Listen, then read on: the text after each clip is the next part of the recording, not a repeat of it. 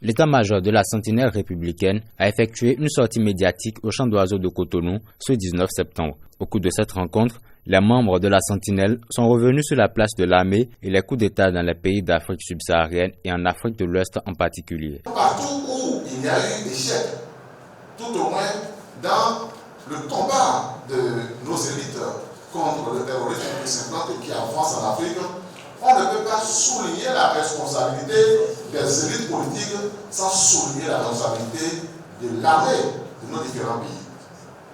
Parce que c'est à eux qu'il est revenu bien souvent, les militaires, de proposer les plans de riposte. C'est eux qui ont été formés avec les moyens de l'État. C'est à la disposition qu'on a mis les armes pour être les gardiens de la République contre les attaques terroristes. Les régimes issus de coups d'État militaires, nous avions fait l'expérience et nous savions de quoi il s'agit. Et le Bénin est mieux placé pour en parler.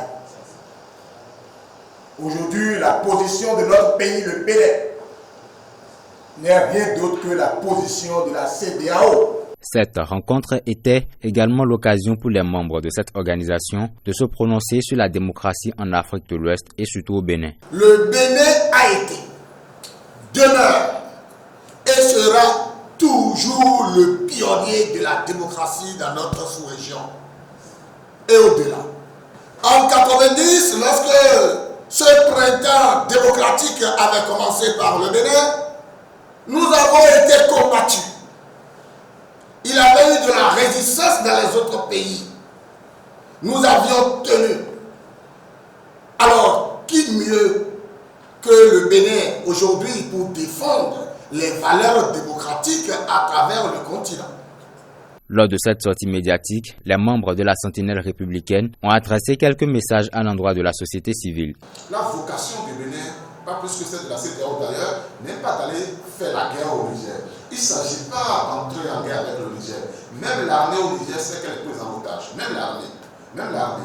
Elle est prise en otage par ceux qui, disposant des engins les plus lourds, non pas en disposant, ayant la charge des engins les plus lourds de la République, s'en sont apparus à un moment donné et ont voulu les déployer contre l'État. Le Bénin, en aucun cas, ne puisse livrer une guerre contre le peuple nigérien. Ce qui réunit le peuple béninois et le peuple nigérien est plus fort que ce qui pourra nous diviser.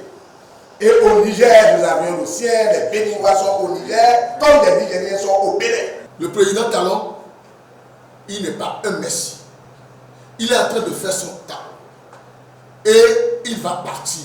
Mais si, en complicité avec les ennemis de la nation, nous mettons de feu dans notre pays, c'est nous qui allons nous partager la cendre.